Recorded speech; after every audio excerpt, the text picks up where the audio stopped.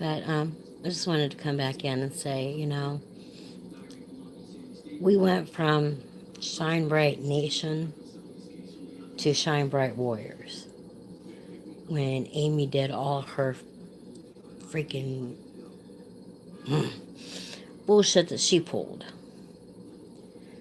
But we're no longer Shine Bright Nation, we're Shine Bright Warriors.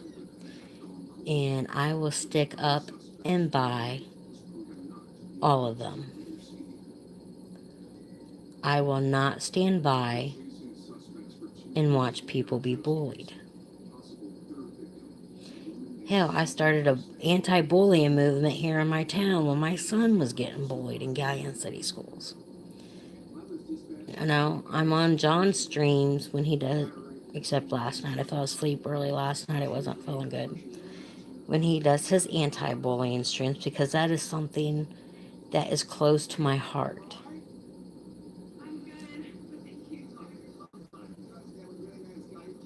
Let's see if anybody's going to come back in, or if I'm just going to sit here and talk to myself.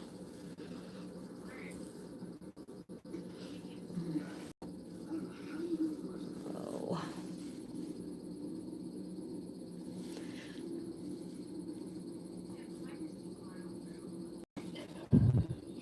Am I all by my lonesome? Probably. And Rose probably saying, that crazy lady. Let me see.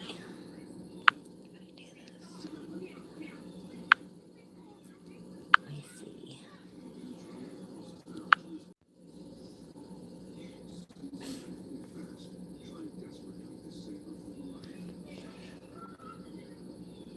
Can I play with you?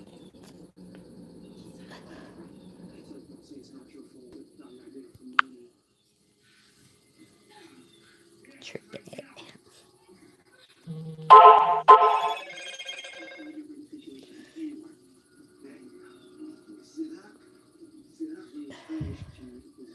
Anybody want to come in now that I'm not spilling the tea again?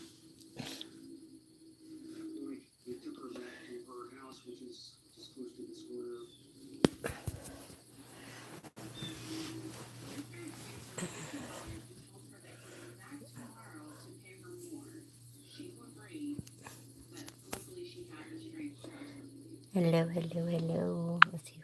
Oh, bubbles.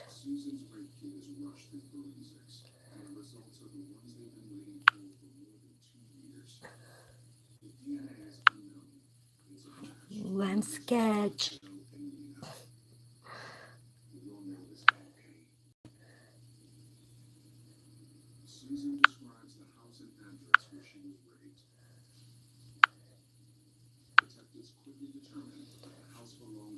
Oh, well, I guess none of my people's going to come back in, so I will end this one. But Mama loves Sean. Stay strong. Don't let them bully you guys. Stay strong. Keep your head up. And be the best that you can be. And don't let anybody ever tell you that you're not good enough or that you're wrong for what you're doing. It's like I said, if you guys are wrong, then I'm wrong too. Because I'm still legally married to Jeffrey. But I'm not with him anymore.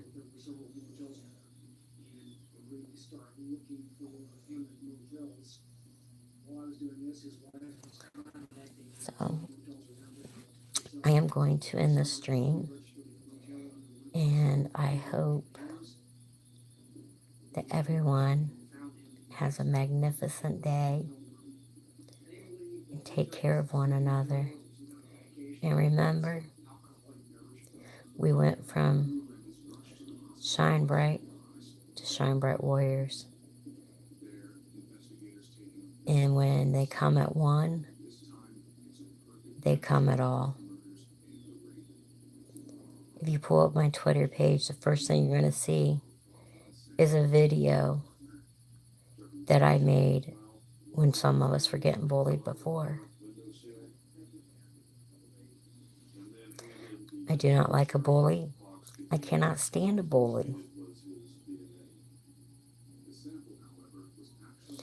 Yeah, I honestly thought about leaving when that Mark guy doxed me. And I thought, fuck him. I'm not going to give him the pleasure of me leaving. Nope, won't do it. Refuse to do it.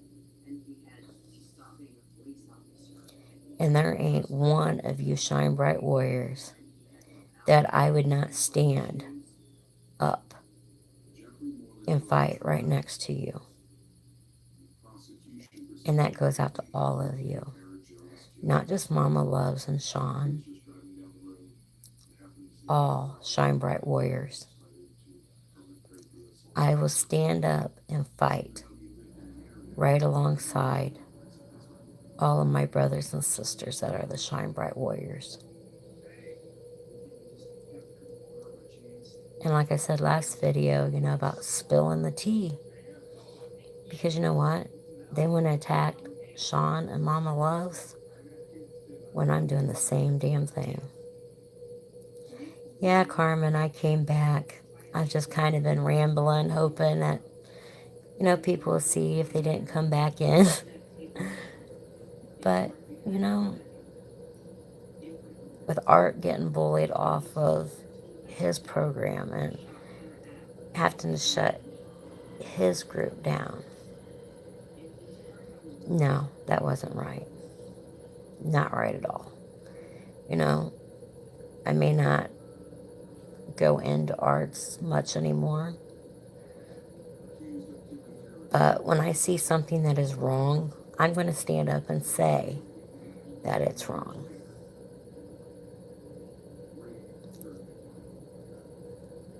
And if they want to come, like I said, if they want to come at Sean and Mama Loves, because Mama Loves is still married, okay, I'm still married to Jeffrey, but I don't live with Jeffrey. I sleep in my bed every night with Brian. So I'm no different than them. So if you're going to attack, actually, I'm worse because I actually live with Brian. So if they want to attack them, then they need to come at me. I seen Andrea get bullied. I'm seeing Art get bullied. I'm seeing part of our Shine Bright Warriors get bullied. And I'm not going to stand by and let it happen. I refuse. I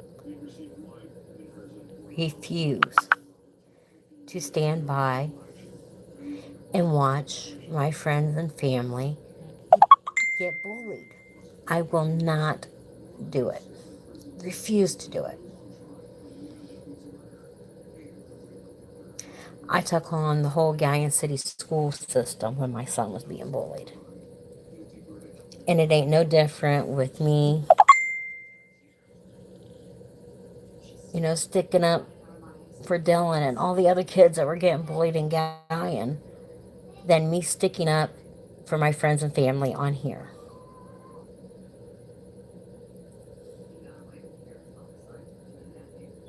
And I will always, always stand up against a bully. My cigarette went out.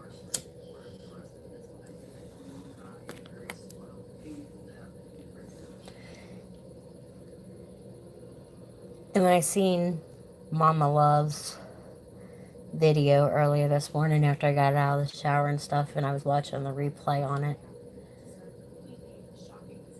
I was blown away. Why can't these people just let us fucking be? What business is it of theirs if she's with Sean or not? That's what pisses me off. They have no right sticking their nose in where it doesn't belong. Hold on just a second, guys. Brian's messaging me.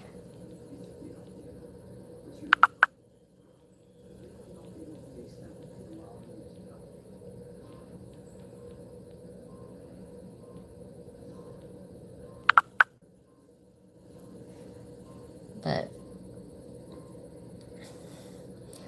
I have never been one to just sit back and take shit. Never. I was a tomboy from hell growing up. I was the only girl in the neighborhood. And any of the guys that grew up with me would tell you that. Hi, it's so over now. Glad to see you made it in. You know, I ruled that neighborhood because I would jump in and I'd fight just like one of the guys. Didn't give a shit. I was my dad's tomboy. I'm so glad you got to make one of my live streams talking about Sean and Mama Loves being bullied for something that I myself is doing. So if they're going to bully them, Candyman's going to make his little videos about them. Guess what, dude? I'm just as guilty, if not worse, because I actually live with Brian. Well, actually, Brian moved in with me, but this is my house. But, you know, I'm still married to Jeffrey because they can't find him to serve him the divorce papers.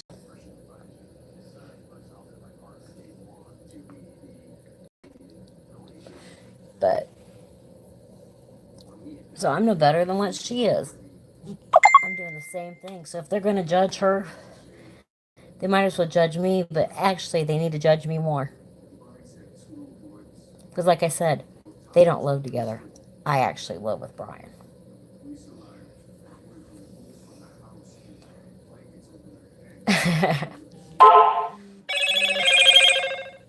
Oh, when I get stressed, I smoke. I would tell everybody that's my one bad habit. Let me be. Let me have it. Well, congratulations. I have tried to quit numerous times. The longest I ever stayed quit was when I was pregnant with Dylan. But as soon as he was born and got shipped out to Columbus, I had to stop and get a pack of cigarettes.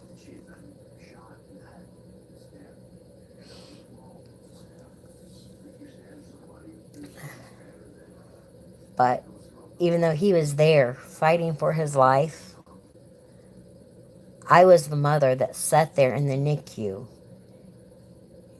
in a wooden rocking chair, and the nurses and doctors would joke when they would come around. And they would joke and say, "Oh, this is baby Bates' mom. Don't have to worry, mom never leaves." If I went to the restroom, I told those nurses, I'm going to the restroom. If I went down to the cafeteria to get something to eat, I told them I have my cell phone on me. I'm going downstairs to get something to eat, and I'll be back up. Or usually when I went down to get my lunch or whatever, then after I ate, I always went out and smoked. But those nurses knew how to get a hold of me at all times if I was not at the hospital. And luckily, my aunt that lives down there near the hospital, because Children's is about 2-hour drive from where I live. So my aunt let me keep clothes and stuff at her house, and her or one of my cousins would come up and sit with Dylan long enough for me to go to my aunt's house, get a shower, and come back up to the hospital. And all the doctors and nurses, they joked with me all the time because I didn't leave. And if I did, they knew where I was going, how long I was going to be gone, and they had a means to get a hold of me. And when I was there, you would be surprised of the babies that I seen that nobody came to see in that NICU. Are the babies that were going to surgery, not a parent around. Now that broke my heart. It really did. There were some of those babies that There was nobody there to hold them. There was nobody there to show them love. The most they got help is when a nurse would feed them. The rest of the times they laid in those beds with nobody. And I wasn't going to leave Dylan like that. I refused to, because that literally broke my heart. Watching them take those babies back for surgery and stuff, and not a parent there. Oh, I know. When my grandma was in a nursing home, I'd go out all the time to see her. All the time.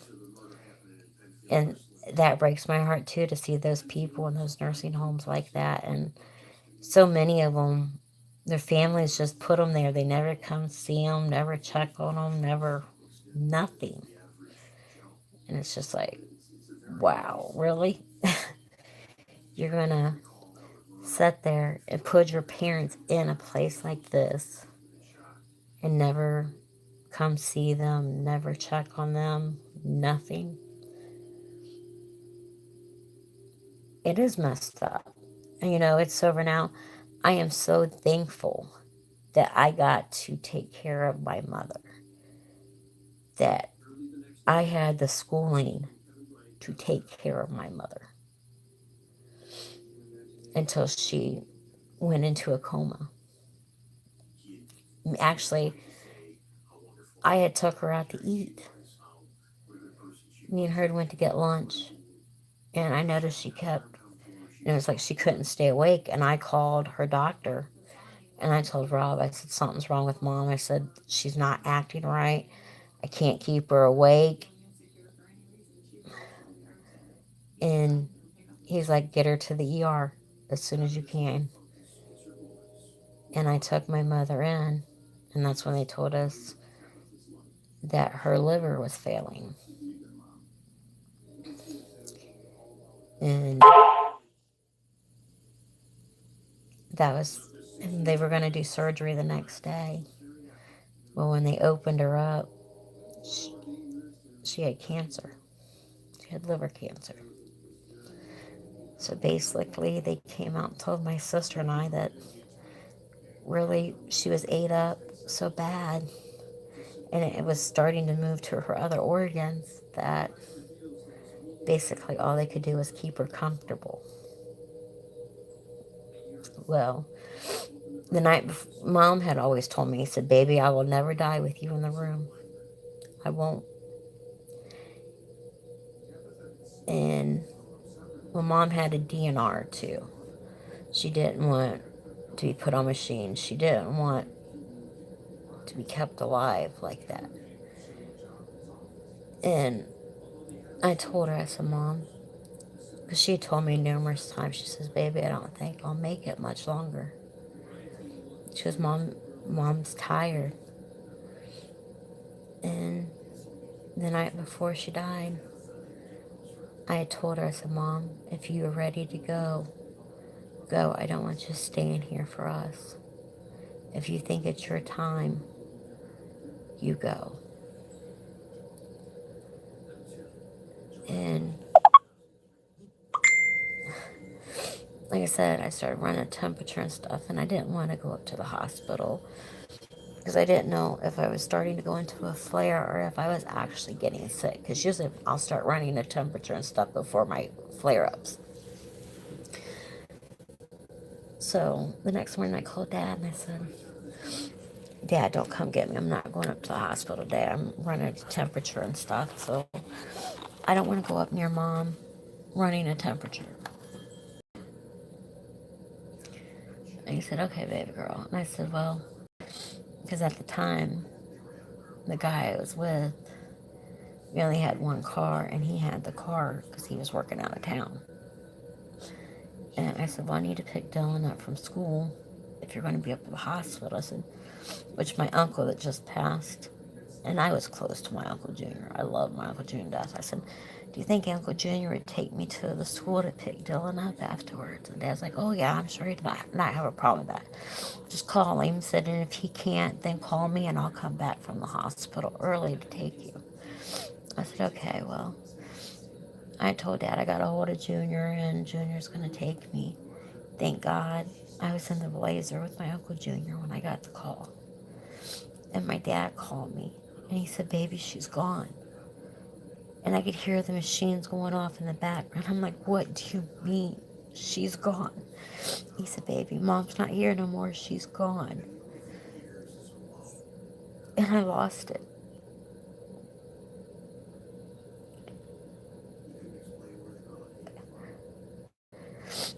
And I had to go into the school. And Junior, we got there early. And Junior said, "Shauna, don't wait for all the other kids. You go in and you tell them that you need Dylan now."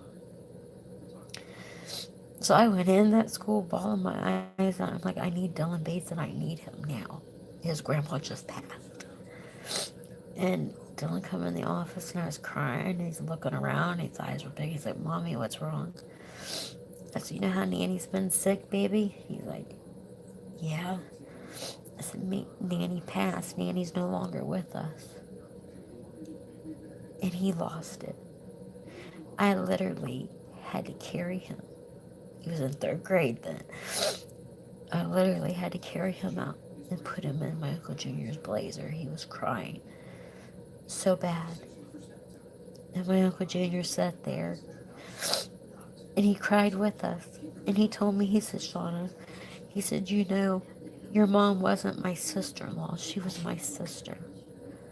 I never looked at your mom as a sister-in-law. When I was 15, your mom and dad took me in and let me live with them and move up here from Kentucky to Ohio with them." He goes, "I never looked at your mom as a sister-in-law. Your mom was my sister." And they were.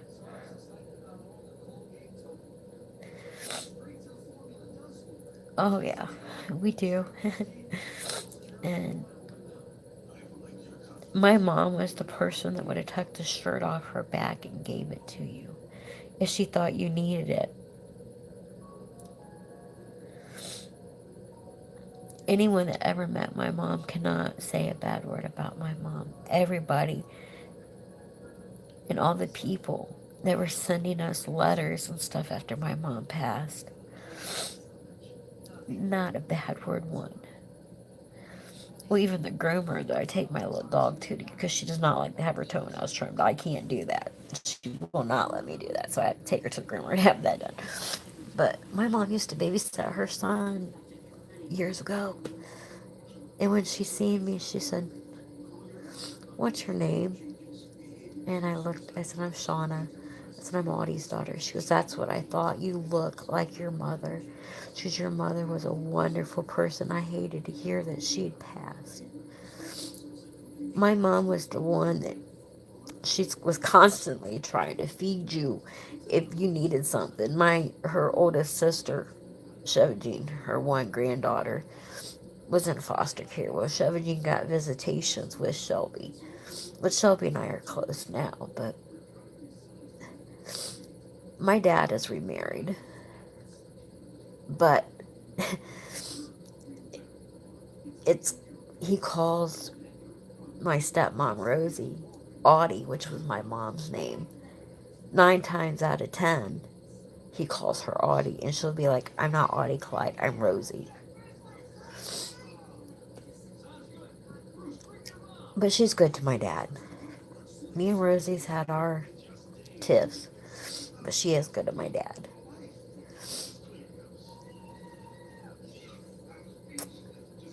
You know, I didn't go to my dad's wedding. Me or my sister, neither one went. The only one that went to Dad and Rosie's wedding was my nephew, Justin.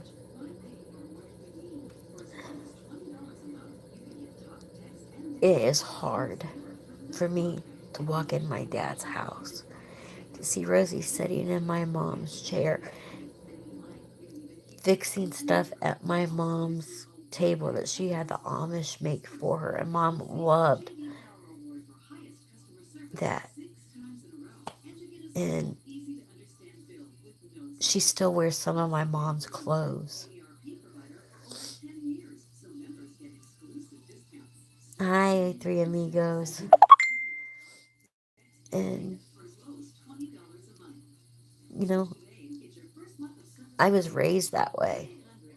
My mom raised me that if somebody's in need, you help them. My mama would have tucked the shirt off her back and gave it to you if she thought you needed it. That's just the kind of person she was. But don't piss that woman off. She had, oh my God, did she have a temper. When I was in 8th grade, I had appendicitis. Well, I talked our, my doctor in at the time, Dr. Manthi, into letting me go back to school early. Well, he had wrote an excuse that I was not supposed to take gym. Well, I go back and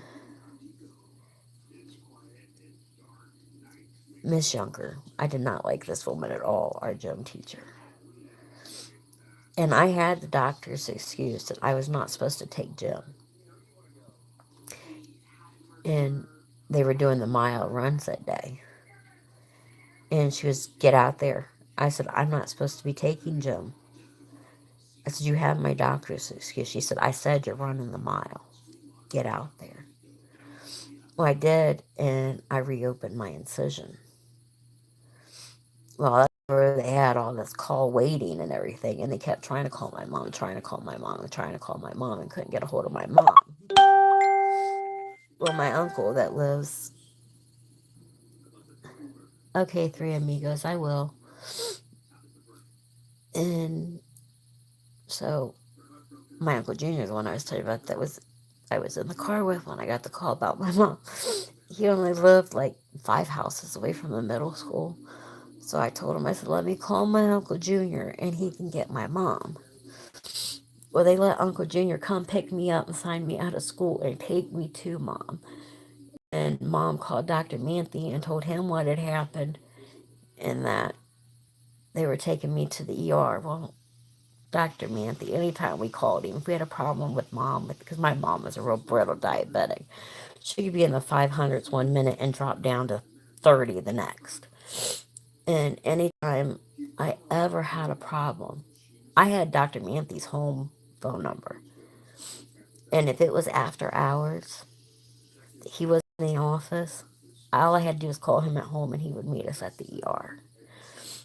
Well, Mom called and told him what had happened. He's like, oh, which he only lived a couple blocks. He's dead now, but he only lived a couple blocks from the hospital.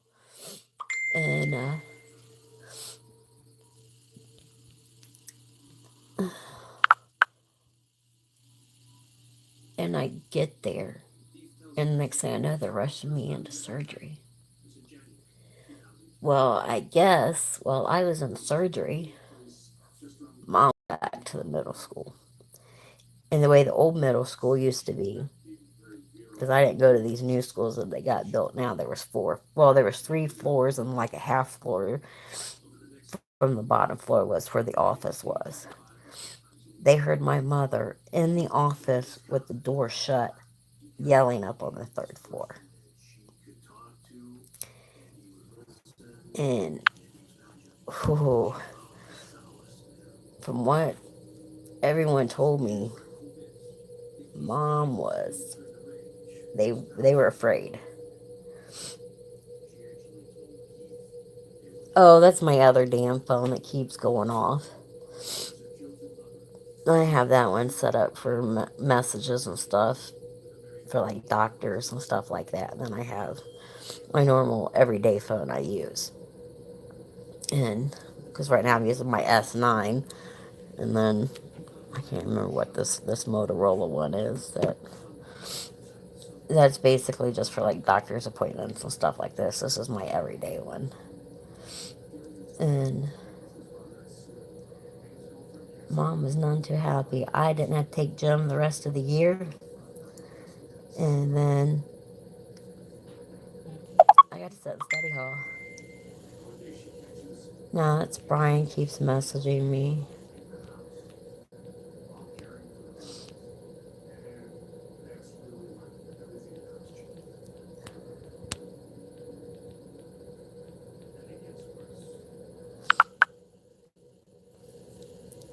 he always, every break, lunch, before he goes into work, and his way home, he's always messaging me, checking on me to see how I'm doing, if I need anything. And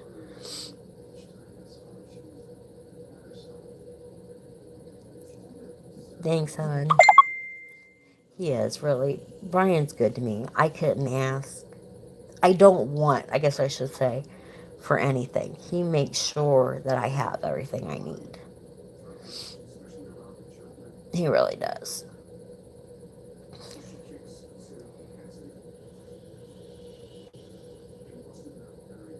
But that's a little backstory on Spitfire. My mother was, well, one time she'd had pneumonia and she had to be hospitalized. Yes, we are. And this mom did not like the nurse. And the nurse come in, she's like, Miss Bates, what's your name? Mom looked at me, she looked at that nurse, she said, Puddingtane. I said, Mom, tell her your name. She goes, I did. I said, no, you didn't. That nurse, Miss Bates, what is your name? I have your medication. Mom, Puddingtane, ask me again, I'll tell you the same. I'm like, Mom, tell her your name. No, I don't like her, I'm not telling her my name. She had to go get another nurse. Mom refused to tell that because she did not like her. She was not going to tell that nurse her name every time she asked her. She told her name was Puddingtane. Ask her again, she would tell you the same because she was refusing to tell that nurse her name. I was like, oh my God, Mom, you can't do shit like that. And she was a spitfire. If that little woman got something set in her head, that's what she was going to do. My dad, I love my dad to death, but that man is the cheapest man on this earth. He is a penny pitcher. If you ask him, he ain't got two pennies to rub together. Mom wanted to go shopping or something, and Dad hated going to the store with Mom because she's one of those ones that has to look at everything and feel it and everything else. So I always got the privilege of taking Mom to the store, and she'd be sitting there. She'd be like, Clyde, I need to go to the store to go get me some money. Dad, Audie, we don't have it to spend. Clyde, go to the bank and get me some money. I need to go get some groceries. Audie, we don't. She said, Clyde, I'm telling you right now, I know you got the money. You might as well go get it. And he, I'll go get you that money just to get you to shut up. And he would, and I'd have to take her then shopping. But she wouldn't. She would leave alone as soon as he'd walk away.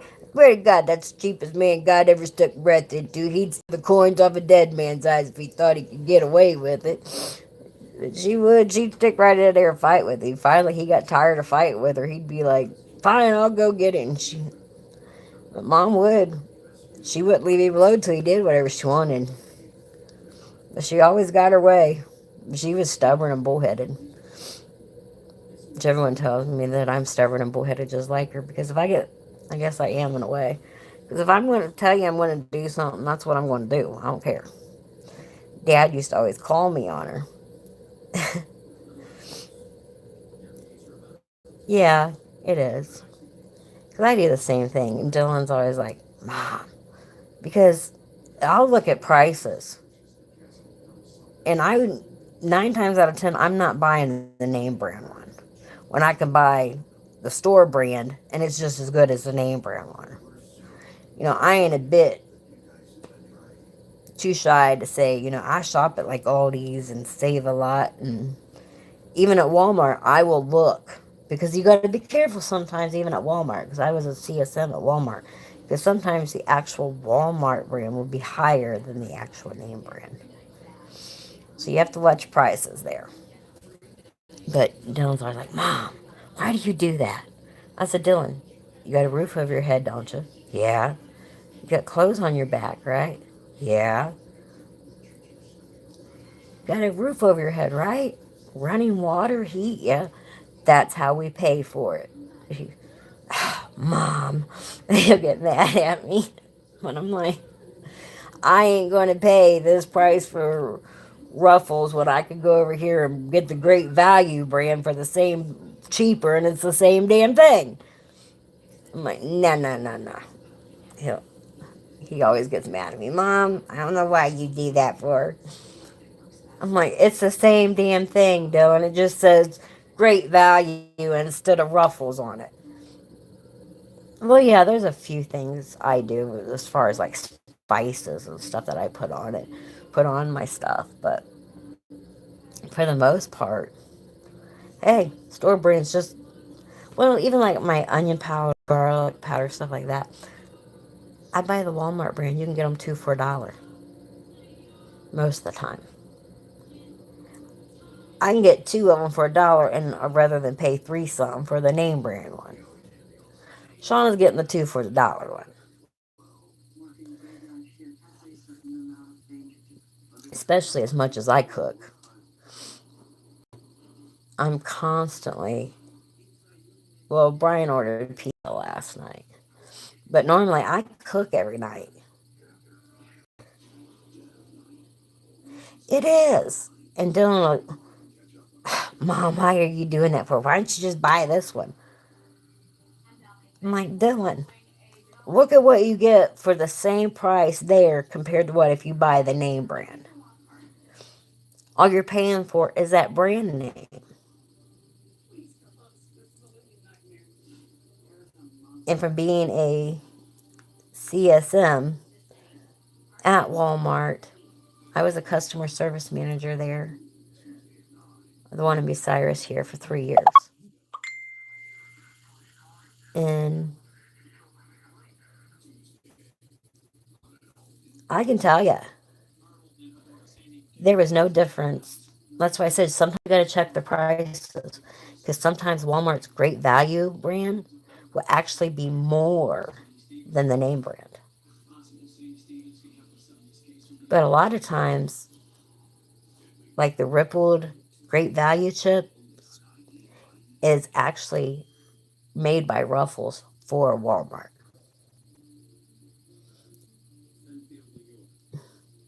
A lot of the great value brand stuff is actually a name brand company that Walmart pays to make it so that but they get it in such big quantities that they can sell it at a discounted price. But they also carry their product there.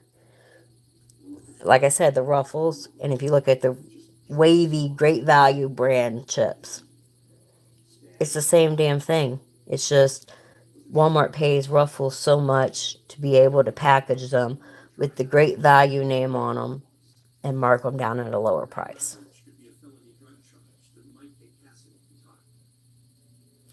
Just a little secret on Walmart.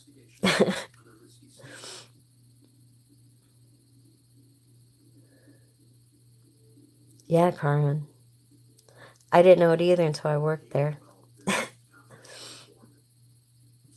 But at one time, I worked at the pain management lab during the day because I've always been a single mom.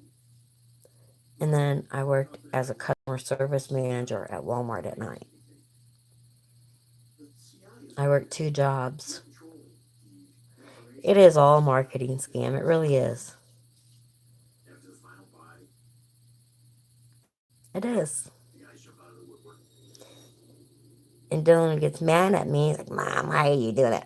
Because you know what? I know this brand actually makes this. It's just packaged different. Sam's Club, Walmart, they pay these big companies so much to make so much product for them that they can package as great value. When really, the great value Ruffle chips is the same damn thing as the Ruffles.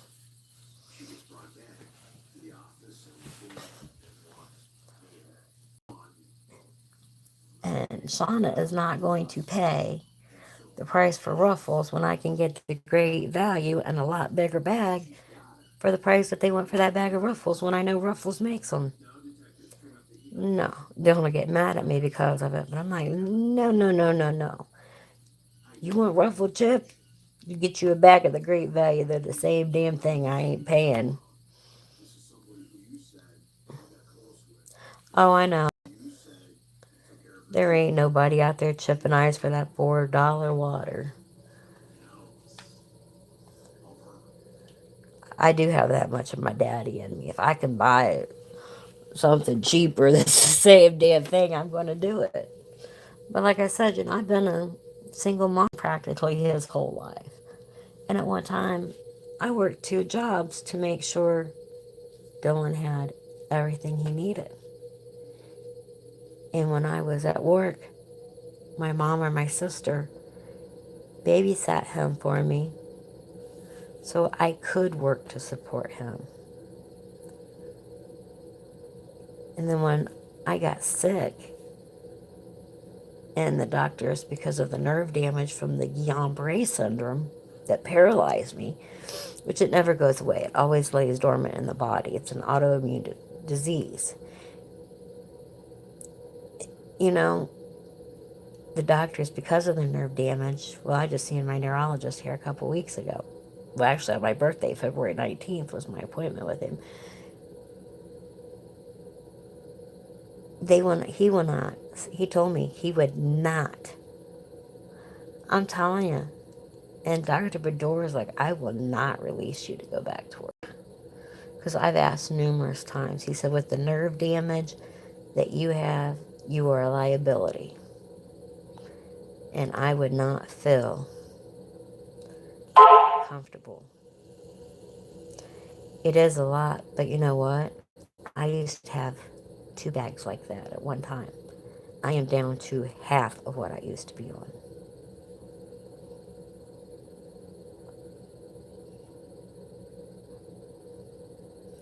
And they still keep playing this trial and error. Well, I don't think this one's working. So that nerve conduction study in the spinal tap that they did when I was paralyzed is how they found out, yeah, that I had the Guillain-Barré syndrome. Because they couldn't figure out what was shutting down my system. Yes, which I'm a hard study. Because, I have the lupus. I have fibromyalgia. I have multiple sclerosis. Now I have the Guillain-Barré syndrome on top of everything else. I am actually in the studies, my case from Ohio State, in a journal. Because they have never had somebody with the lupus, fibromyalgia, Guillain-Barré syndrome, and MS before. I have 4 of them.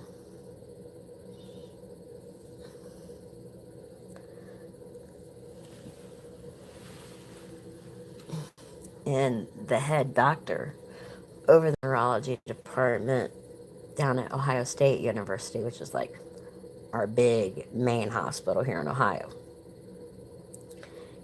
And he told me, he told me down there that he didn't think I would ever walk again. I have bad days and I have good days. Like today, yeah, not feeling the greatest. I'm still laying here in bed. But the other days when I feel good, I make up for the days that I have bad days. And like I said, I took a shower earlier this morning, but I'm still laying here. My hair is a mess. I haven't even done it. I brushed it out when I got out of the shower, put the leave-in conditioner in it, and that's about it. And you guys get to see no makeup. Normally I wouldn't go live without no makeup, but I've been doing that here lately too. I figured, you know what, you guys are going to get the real me. The me that is having a bad day, that isn't feeling good. So this is me. This is the Shauna with no makeup, hair not done, showered, brushed it out, and that's about it. But like I said, I have good days and I have bad days. Today's an okay day. And I still don't feel the best. Oh, you're fine, hon. But, I'm here. And there's not a day that I don't wake up that I don't thank God that I am still here. Because I know how easy it could be to not be here.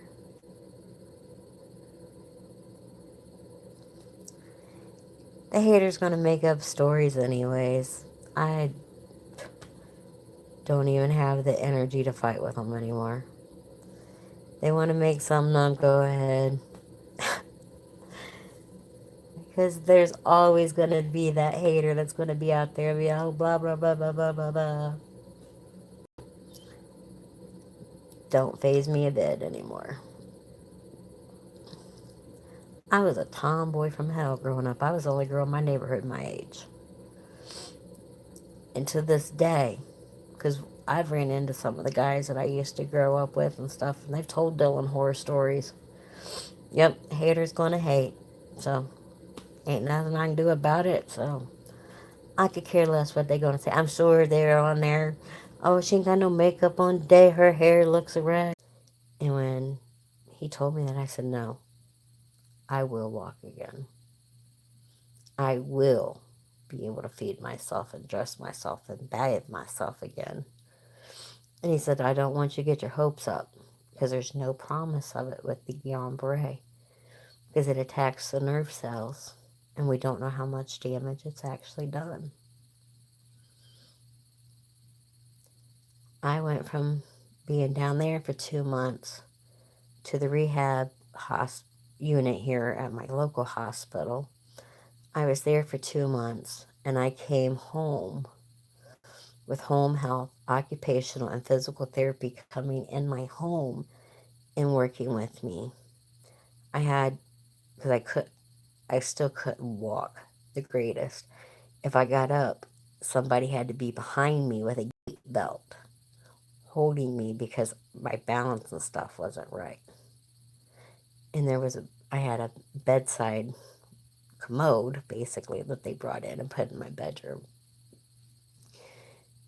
And do you know how embarrassing it was to have people have to literally lift me out of bed over to the commode? I would have to yell, hey, I'm done, someone. And they literally had to pick me up and put me back on my bed. And when the nurses and the aides weren't there, my son had to do it. Dylan did it.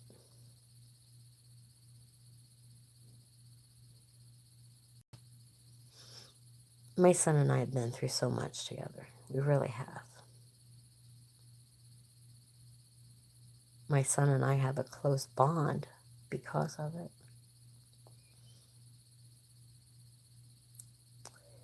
And I wouldn't trade that for the world.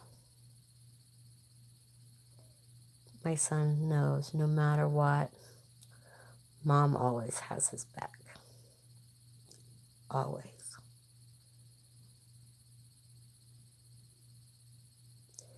And I know Dylan always has mine.